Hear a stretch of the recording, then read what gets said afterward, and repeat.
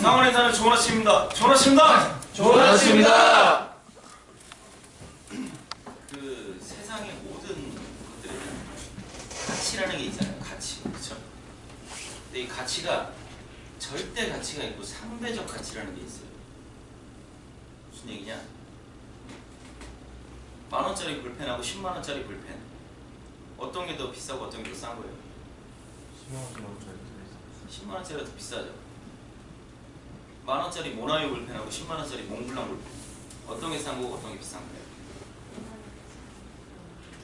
응?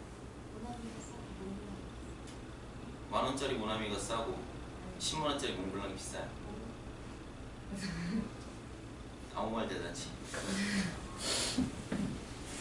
이래서 산수 능력이 중요한 것 같습니다. 이게 단순히 얼마입니다 라고 얘기하는 게 그게 비싸다 싸다를 가늠하는 다가 아니란 말이에요. 사실 절대적 가치보다 훨씬 더 중요한 게 이 상대적인 가치예요. 근데 여기 오는 대부분의 고객들은 상대적 가치보다 절대적 가치만 가지고 여기 방문을 합니다. 얼마면 사야지? 라는 거. 근데 실제로 여기 와서 보면서 상대적 가치라는 개념은 누가 심어줘야 돼요? 담당자. 우리가 여기서 심어줘야 됩니다. 단순히 집이 있는데 하나는 1억짜리 집이고 하나는 100억짜리 집이다. 그럼 당연히 1억짜리 집이 더 싸다고 생각할 거예요. 그렇죠? 근데 1억짜리 집은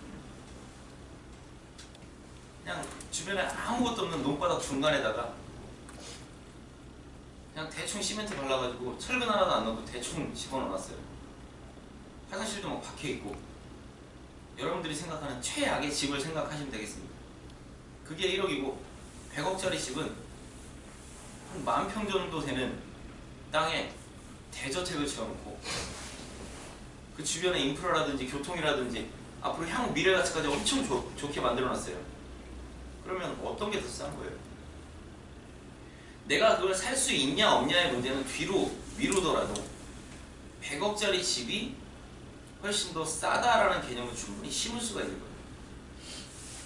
여기 오는 고객 중에서 누군가는 이 집을 보고 아 비싸다라고 얘기하고, 누군가는 생각보다 가격이 괜찮네, 또는 이 정도면 좋네, 싸네 라고 얘기하는 손님도 있단 말이에요. 근데 일부 손님들이 생각보다 싸다라고 얘기하는 건 그 사람들에게 뭐가 있기 때문이에요? 이 주변에 대한 정보, 우리가 얘기하기 전에 미리 가지고 있거나, 아니면 과거에 자기가 아파트를 이렇게 가격을 더 올려가지고 팔아본 경험이 있는 사람들. 지금의 이 가격 상태가 비싼 것이 아니라 미래에 가면 지금 이거보다 더 올라갈 가능성이 매우 높다라고 스스로 판단을 하는 사람들인 거예요. 그런 사람들이 이걸 보고 아 생각보다 싸네, 가격이 좋네 라고 얘기를 하는 겁니다. 반대로 여기를 보고 아 가격이 비싸요 라고 얘기하는 사람들은 대부분 어떤 사람들이에요? 앞으로 아파트 가격이 떨어질 거다, 내지는 내 주변에 있는, 내가 살고 있는 집 내지는 내 주변 사람들이 살고 있는 집들이 계속 떨어지고 있기 때문에 앞으로 가격이 떨어질 거다, 지금 이 돈을 주고 사는 건 바보다 라고 생각하는 사람들은 비싸다라고 얘기를 하는 겁니다. 결국에 고객이 우리 물건을 보고 싸다 비싸다라고 얘기하는 것도 결국 뭐예요? 담당자가 얼마나 이걸 메리트를 심어주느냐 못 심어주느냐에 따라서 확연하게 달라지는 거예요. 단순히 손님이 계약을 안 하고 갔는데 아 저 사람은 이걸 너무 비싸다고 못 산답니다 라고 얘기하고 그냥 끝낼 게 아니라는 얘기예요.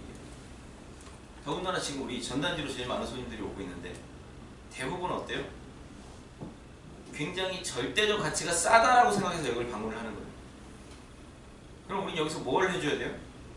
절대적 가치가 아니라 이 사람한테 상대적 가치라는 개념을 계속 주입을 시키고 이게 지금 사는 게 가장 싼 거다라는 거를 이 사람이 납득을 하도록 만들어주면 되는 거예요.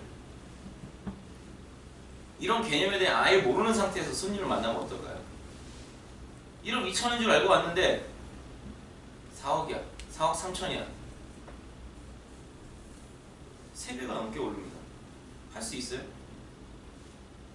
이런 것 때문에 벤츠 C클래스 깡통 모델을 인터넷에서 1200만 원에 산다고 해가지고 갔는데 아 진짜 1200만 원이에요? 바로 갈게요 하고 딱 방문했는데 막상 구입하려니까 4천만 원 달라고 그러면 그 사람이 사겠습니까? 그렇죠? 아무리 그 깡통이고 C클래스고 해도 못 사겠죠. 마찬가지거든요. 마찬가지. 단순히 그냥 이 사람이 가격을 알고 있었는데 그 가격이 아닌 다른 가격을 내놨다. 매치가 안 되는 거예요. 성사가 안 되는 거예요. 거래가 안 됩니다. 계약이 안 돼요. 근데 이걸 계약을 할 수 있는 방법이 있다니까요. 좀 전에 말씀드린 이 사람이 생각하고 있는 절대 가치를 상대 가치로 바꿔주면 되는 거예요. 바꿔주면. 지금 당신이 보고 있는 이 물건 그리고 또 하나 뭐예요? 제가 항상 강조했던 거. 좋아. 사지 않는다? 못 산다? 그럼 사지 않음으로써의 대안은 뭐예요? 이 아파트가 비싸요. 나 이거 못 사. 돈이 없어. 그래서 내가 이걸 사지 않아. 분명히 말씀드리지만 내가 사는 것도 선택을 하는 거고 사지 않는 것도 아무것도 하지 않는 게 아니라 선택을 하는 거예요. 사지 않는 것을 선택. 그럼 이 사람이 사지 않는 것을 선택할 때 이 사람한테 무슨 대안이 있느니까요. 이것만 비싸요? 딴 건 다 싸고? 나는 새 아파트에 살고 싶은데 유독 우리 물건만 비싸고 우리 물건만 돈이 없어서 살 수 없어요? 아니잖아요. 모든 물건이 다 마찬가지잖아요. 그럼 그 모든 물건을 이 사람이 사지 않았을 때 이 사람한테 대안은 있냐니까요. 그리고 사지 않은 선택을 했을 때 그 사람의 5년 뒤, 10년 뒤 모습은요. 그런 걸 끄집어내란 말이에요. 우리한테 와서 니네가 대안을 얘기해줘. 나 돈이 이거밖에 없는데 살 수 있게 해줘가 아니라 그래 너 돈 그거밖에 없고 뭔가 하려면 더 대출을 받아야 되고 이자를 납부해야 되고 뭔가 부담을 내가 져야 되는데 그렇다면 사지 않았을 때는 부담이 아무것도 없어? 사지 않았을 때는 아무런 단점이 없어? 사지 않으면 저절로 그 문제들이 다 해결이 돼? 라는 걸 끄집어내시라고요. 내가 이 물건을 삼으로써 뭔가 바뀌는 게 있는 게 아니에요. 삼으로써만. 사지 않음으로써도 나한테 뭔가 앞으로 미래의 모습들이 바뀌는 게 있다는 걸 인지를 시켜주셔야 되는 겁니다. 그래서 이런 것들을 염두에 두고 각을 짜시란 말이에요. 고객이 여기 처음 들어왔을 때 어떤 그 거부감 또는 기대감, 뭐를 기대하고 있고 내가 이 얘기를 하면 거부할 것이다. 그럼 이걸 어떻게 자연스럽게 얘기를 해줄까? 가격이 얼마냐고 물어보면 뭐 나중에 테이블에서 말씀드릴게요. 지금 상황에선 그게 아니잖아요. 이 사람이 생각하고 있는 가격과 실제 얘기를 들을 가격이 완전 다르기 때문에 나중에 알려드릴 게가 되면 안 되는 거예요. 지금 상황에서는. 그냥 대충 그 가격으로 알고 있는 사람한테나 나중에 테이블에서 동별로, 향별로, 타입별로, 층별로 자세하게 안내를 해드리는 게 가능한 거지 지금 상황은 그게 아니라 지금 뭐 해야 돼? 고객님이라면 이런 조건, 이런 조건, 이런 조건을 가지고 있는 이런 아파트라면 얼마 정도의 거래가 될 거라고 생각하십니까? 먼저 물어보세요. 그렇게 물어봤는데 어느 미친놈이 1억 2천이라고 얘기를 하겠어요? 안 그래요? 34평짜리 현대 힐스테이트 이번에 짓고 있는 새 아파트 49층 주상 복합 비싼 땅 주변 개발 호재 우리가 가지고 있는 장점들 쭉 나열을 하면서 이런 아파트가 있고 주변 시세가 얼마인데 이런 아파트 얼마 정도의 거래가 될 것 같습니까? 라고 물어보시라고요. 누가 그걸 1억 2천이라고 얘기를 하겠어요? 누가? 설사 내가 이걸 1억 2천이라고 기대를 하고 왔어도 1억 2천 정도 하겠죠라는 미친놈은 없을 거 아닙니까? 그런 아파트는 주변 시세에 맞게 얼마 정도 할 텐데 여기 뭔가 1억 2천으로 내가 살 수 있을 것 같으니까 그런 기대감으로 온 거란 말이에요. 고객 스스로가 이런 얘기를 하면서 뭐가 돼요? 내가 말도 안 되는 소리를 하고 있구나. 내가 욕심을 부리고 있구나. 그냥 그게 그 가격만 현금으로 딱 주면 살 수 있는 게 아니겠지 라는 걸 스스로 기대치를 낮추는 걸 한단 말이에요.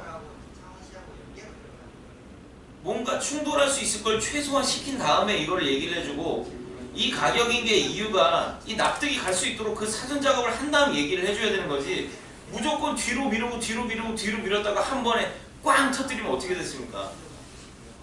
그 순간 고객 마음을 열고 딱 닫아버리는 거예요. A 사기꾼 새끼들, A 거짓말쟁이들, 집에 가야지. 고객이 아예 얘기를 듣지 않는 상태로 문이 닫혀버리면 그 다음에 작업을 할 수가 없어요. 어떤 설득이나 어떤 얘기도 할 수가 없다고요. 제가 아까 얘기했던 그럼 당신은 대안이 뭐가 있습니까? 라고 물어보는 게 마음을 열고 이 얘기를 집중해서 듣는 상태에서나 가능한 거지, 이야기를 듣지 않는 상태에서는 그 어떤 얘기를 해도 이 사람한테 씨알이 안 먹힌단 말이에요.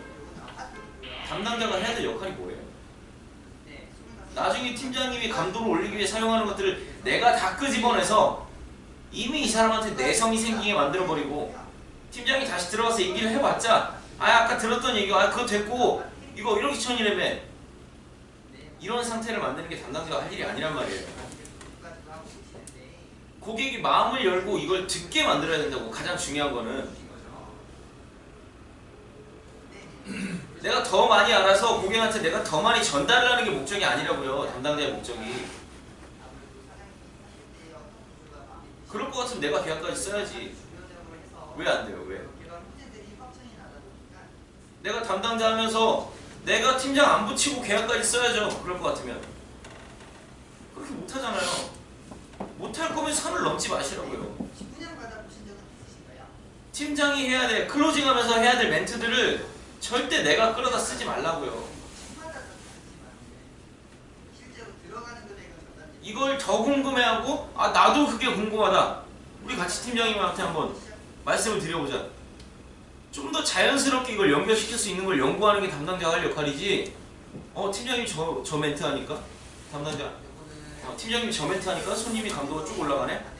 다음 상담에 나도 저거 뺐어봐야지, 저거 뺐어봐야지. 이게 아니라고요. 항상 제가 얘기했죠. 담당자는 내가 해야 될 소리를 더 많이 해야 되고, 못해서 그것 때문에 계약이 안 나오는 게 아니라 하지 말아야 될 소리를 담당자가 해버리기 때문에 계약이 안 나오는 거예요. 이 얘기를 빠뜨렸습니다 때문에 계약이 안 나온 게 아니라 아까 실수로 이 얘기를 해버렸습니다 때문에 계약이 안 나오는 거라고요. 담당자들이.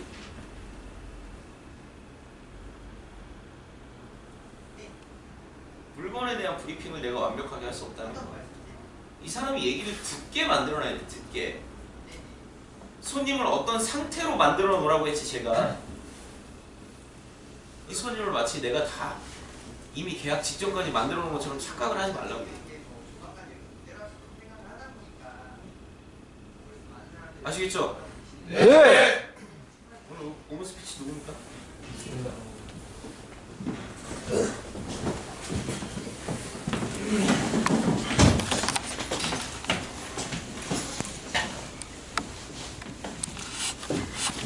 안녕하세요. 오늘 5분 스피치를 맡게 된 이수종 과장입니다.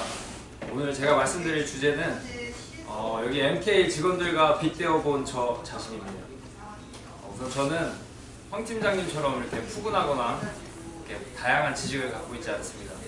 지금 자리에 없지만 김 차장님처럼 이렇게 목소리가 좋지도 않고, 김태경 부장님처럼 부동산에 대한 지식이 많거나 이렇게 금융권에 대한 지식이 많지도 않습니다. 지금 이택진 대리님처럼 이렇게 매일 굳은 일을 도맡아서 하고 있지도 않고요. 김영동 부장님처럼 유쾌하거나 이렇게 분야에 대한 경험도 많지 않습니다. 김영은 대리님처럼 이렇게 귀엽고 체력이 좋지도 않고요.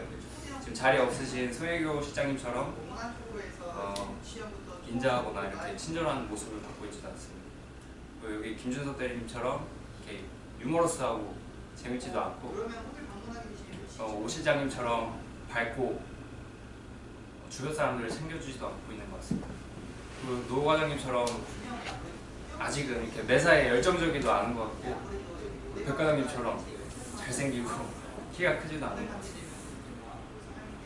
그리고 친구이자 김 팀장님처럼 턱이 길지도 않은 것 같습니다. 정정하겠습니다. 김 팀장님처럼 이렇게 배려심이 많지도 않은 것 같습니다.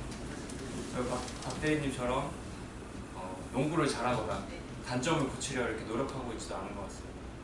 그리고 홍 과장님처럼 이렇게 멋지고 이렇게 프로페셔널하지도 않은 것 같고 지금 통화 중에 박동빈 대리님처럼 이렇게 주변 사람들을 도와주려고 하고 있지도 않은 것 같고 허병철 대리님처럼 이렇게 삐끼를 엄청 잘하지도 않은 것 같고 짱 대리님처럼 주변 사람들과 친밀감을 갖거나 우왕을 잘하지도 않고요. 또 최 팀장님처럼 목소리가 멋지거나 이렇게 능력이 뛰어나서 벤치 E클래스를 타고 있지도 않고요. 또 윤대리님처럼 팀장님께 찾아가서 이렇게 질문을 하고 노력하는 모습도 부족한 것 같습니다. 그리고 최 대리님처럼 근육이 많지도 않고 이렇게 자신의 단점을 고치려 하는 모습도 좀 부족한 것 같고요. 사 대리님처럼 이렇게 쾌활하고 목소리가 크지도 않은 것 같습니다. 그리고 김미영 과장님처럼 주변 사람들에게 친절하고 먼저 다가가는 모습도 부족한 것 같습니다. 그리고 마지막으로 본부장님처럼 멋지고 이렇게 올곧은 가치관을 갖고 있지도 않은 것 같습니다. 이렇게 저희 직원들하고 저를 비교하다 보니까 제가 좀 많이 부족하다라고 생각을 했고 저는 잘하는 게 없나? 장점이 없나? 곰곰이 생각을 해봤습니다. 근데 한 가지 좀 잘한다, 장점이다라고 생각하는 게 있었는데 저는 제가 정말 좋아하고 존경하는 사람들을 좀 따라하고 행동을 닮아가려는 그런 경향이 있는 것 같습니다. 저는 지금 여기 앉아 계신 모든 저희 직원들이 정말 좋고 존경스럽습니다. 제가 앞으로도 여러분의 좋은 점과 멋진 점은 잘 따라갈 수 있도록 지금처럼 잘 부탁드리겠습니다.